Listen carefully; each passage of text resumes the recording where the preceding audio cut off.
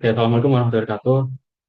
Jadi kami dari kelompok 6 akan menjelaskan proyek kami, mata kuliah pemrosesan dan infrastruktur data, itu tentang sistem pemantauan kualitas udara secara real time dan risiko ISPA per kota di Indonesia. Nah, untuk anggota kelompok kami, itu ada saya sendiri, dengan anggota Diki, lalu ada teman saya Wasali, lalu ada teman saya begitu, Andan Mustari. Seperti yang kita ketahui, polusi udara di kota-kota besar Indonesia terus meningkat akibat urbanisasi, industri, dan kendaraan bermotor. Nah, rata-rata PM2,5 nasional mencapai 35,54 mikrogram per meter kubik atau 7,1 kali batas WHO. Nah, kondisi ini berkontribusi pada tingginya kasus ISPA dengan prevalensi nasional sekitar 9,3%. Namun, data polusi, cuaca, dan kesehatan masih terpisah-pisah sehingga analisis risiko dan peringatan dini kurang optimal. Dibutuhkan sistem terpadu yang mengintegrasikan data real-time untuk memetakan risiko kesehatan dan mendukung kebijakan berbasis data. Selanjutnya, nah, solusi yaitu membangun pipeline data terintegrasi yang menggabungkan kualitas udara, cuaca, dan kasus ISPA secara real-time dan menampilkan dengan dashboard. Nah, terus tujuannya membangun pipeline data terintegrasi untuk memantau polusi, menilai risiko kesehatan, dan menyediakan insight berbasis data bagi publik dan pemangku kebijakan. Nah, selanjutnya akan dibawakan oleh yang akan dilanjutkan oleh teman saya. Oke, baik. Selanjutnya akan aku jelaskan mengenai data yang digunakan pada sistem yang kami buat, yaitu yang pertama ada dua, ada WDKBI dan juga ada SKI atau Survei Kesehatan Indonesia. Nah, pada WDKBI sendiri ini, WDKBI ini sebuah layanan yang menyediakan API yang menyediakan cuaca serta kualitas udara dengan berbentuk JSON gitu, dengan secara real time. Nah, parameter yang kami ambil itu yang pertama itu AQI, kemudian PM2,5 sama PM10, CO, NO2, O3, SO2, timestamp lokal dan juga lokasi. Nah, untuk bentuk outputnya itu dari BTKP itu sebuah JSON dan untuk frekuensinya itu satu jam sekali. Nah, kelebihan dari BTKP sendiri ini bahwa memiliki struktur season yang stabil dan mudah diproses secara real time. Dan juga AQI menggunakan standar US EPA sehingga mudah digunakan untuk scoring risiko. Kemudian untuk SKI sendiri itu sebuah survei nasional yang mengintegrasikan riset kesehatan dasar dan juga status gizi balita Indonesia untuk menilai capaian keuangan kesehatan di Indonesia. Nah, pada kali ini saya hanya mendapatkan parameter utama yaitu cuman pada prevalensi ISPA aja per provinsi rentang kepercayaan sekitar 95% CI dan juga presentasi berdasarkan diagnosis gejala, kemudian juga sampel pertimbang N dan juga unit dari provinsi itu. Nah, untuk datanya ini hanya ada PDF, kemudian untuk frekuensinya ini itu setahun sekali. Nah, kelebihan dari data ini yaitu data ini mencakup seluruh provinsi di Indonesia dan juga memiliki prevalensi sekitar 55% CI, yaitu cocok untuk analisis risiko polusi dan mudah diintegrasikan karena standar nasional. Itu lanjut. Nah, pada sistem kami ini untuk main teksnya itu yang pertama itu Streamlit. Nah, Streamlit ini fungsi sebagai interface dari program kami atau visual untuk menampilkan hasil-hasil analisis dari insight dari pipeline data yang kami buat. Kemudian untuk program atau ETL ini kami menggunakan Python ini sebagai mengambil dan membersihkan dan juga mentransformasi serta memuat data serta mengelola analisis data dalam pipeline gitu. Nah, yang ketiga itu untuk menyimpan data atau mengelola data itu menggunakan PostgreSQL, yaitu juga menyajikan data yang terstruktur sebagai basis utama penyimpanan dalam pipeline. Nah, PostgreSQL ini dijalankan di atas Docker gitu untuk program kami. Lanjut. Nah, untuk pipeline-nya sendiri, yang pertama itu dari Weather API ini kita request, kemudian mendapatkan JSON-nya, kemudian ditelan, dan dimasukkan ke dalam PostgreSQL. Begitu juga dengan dataset ISPA. yang sudah diekstrak, kemudian dimasukkan ke storage SQL. Kemudian setelah itu data tersebut diprocessing seperti cleaning dan juga transformasi seperti normalisasi standar gitu. Kemudian setelah itu data tersebut di base agregasi, kemudian di analitik layarnya dengan risk scoring dan juga korelasi dan lain-lain. Kemudian setelah itu uh, ditampilkan dalam dashboard menggunakan Streamlit gitu. Ini adalah demonstrasi sistem. Demonstrasi sistemnya kurang lebih saya jelaskan di README-nya.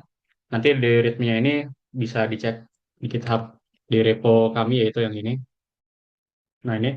Nah, seperti yang teman saya jelaskan, jadi untuk pipeline-nya sendiri atau arsitektur dari kami yang pertama adalah Web API. Kita mengambil data raw-nya, lalu dari raw-nya ini akan dimasukkan ke dalam 5 tabel. Maaf, maksud saya satu tabel yaitu raw air quality. Kalau di transform dan cleaning, itu di tabel cleaning air quality. Kalau agregasinya dimasukkan ke dalam tabel di air quality, dari sini akan diagregasi ulang dan dalam bentuk tabel itu tabel final di City Isma Join. Dan hasil akhir adalah di Streamlit. Nah, untuk cara-caranya bisa dibaca lagi untuk tipenya.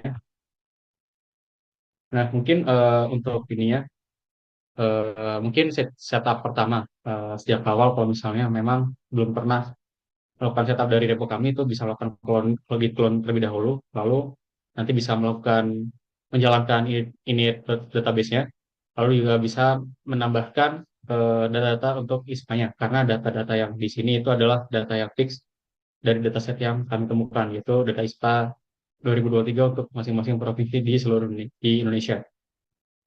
Nah, untuk flow-nya sendiri atau package sendiri itu yang pertama adalah seperti yang kami jelaskan, kami pertama akan mengambil datanya di run-nya ini, nanti akan mengambil data-data seperti ini contohnya itu, ini hasil contoh outputnya. Jadi banyak data yang kami ambil sebagai tabel raw-nya, lalu mungkin saya tampilkan kalian ya ininya apa contoh tabelnya.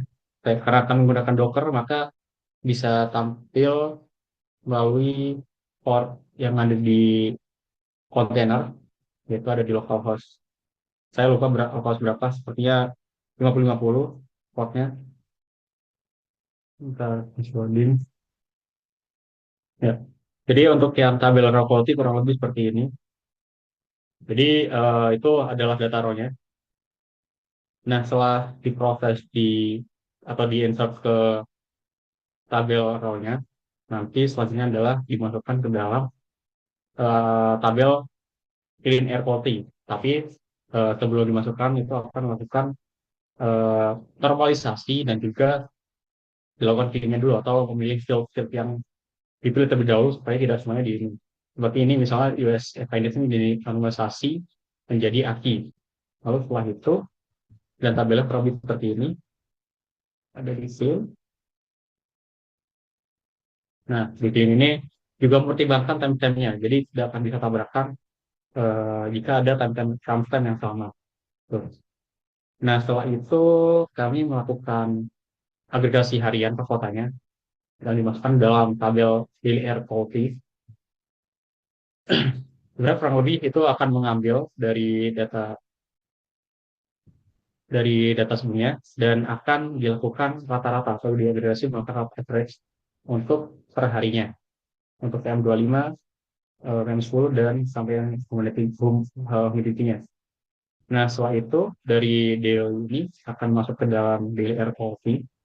Nah, dari tabel ini akan dijadikan acuan untuk data di tabel CT Spajo. Nah, di CT Spajo itu dia akan melakukan eh, yang pertama juga agregasi untuk per tahunnya karena data kami kan itu adalah di tahun 2020, jadi nanti punya per tahun tapi mengambil API-nya dari WTP itu dilakukan dengan interval 1 jam per harinya dan nanti akan dirata-rata per harinya dan untuk hasil finalnya untuk tabelnya itu kurang lebih seperti ini. Nah, kebetulan untuk kota yang kami gunakan itu ada di settings.yaml ini. Itu ada 10 kota yang kami gunakan. Dari setiap kota ini nanti akan di mapping karena data set kami itu adalah provinsial, misalnya Surabaya itu ada di provinsi Jawa Timur, terus misalnya Bandung ada di provinsi Jawa Barat, seperti itu. Jadi akan di mapping terlebih dahulu sesuai dengan ini, seperti itu.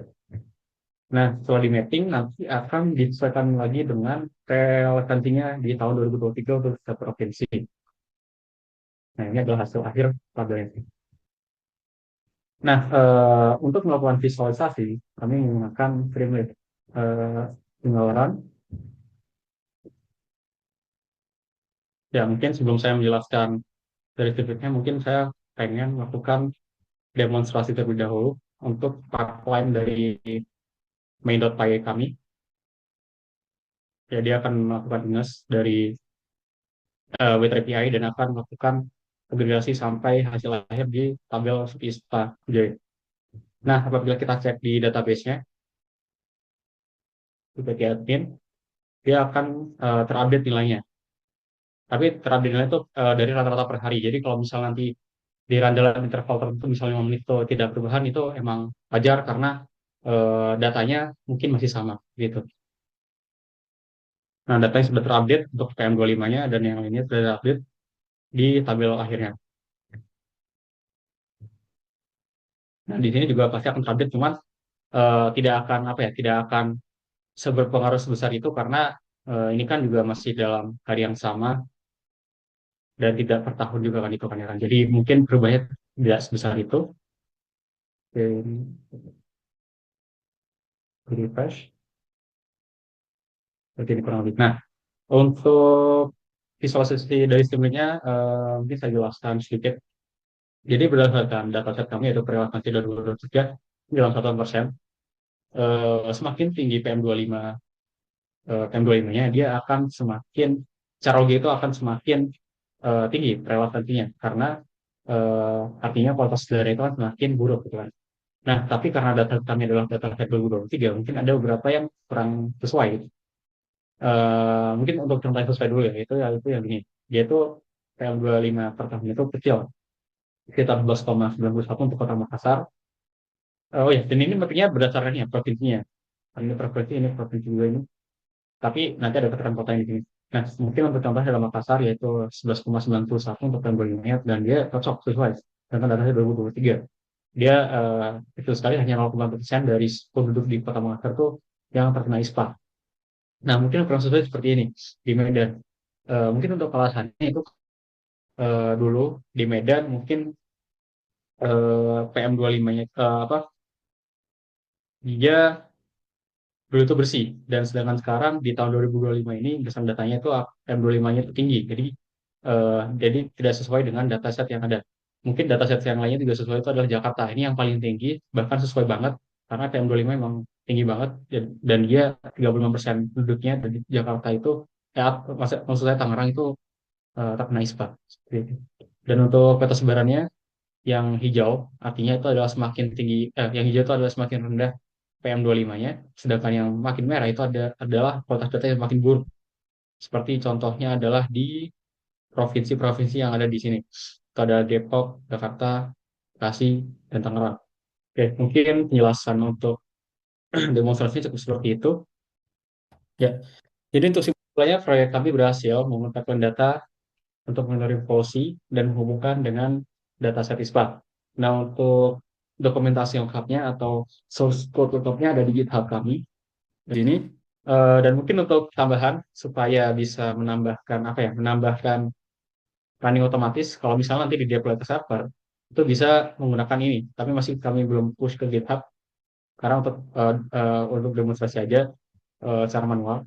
Jadi nanti kalau misalnya ini kami aktifkan dan ini kami aktifkan akan menjalankan uh, Python dari main.py ini terus dalam interval 60 menit dan itu nanti bisa dibuatkan service misalnya ketika kami deploy ke PPS itu bisa menggunakan service seperti misalnya supervisor TTL dan akan bisa melakukan running selama 24 jam dengan interval 60 menit ini sesuai dengan settings yang menurut saya yang ada di sini.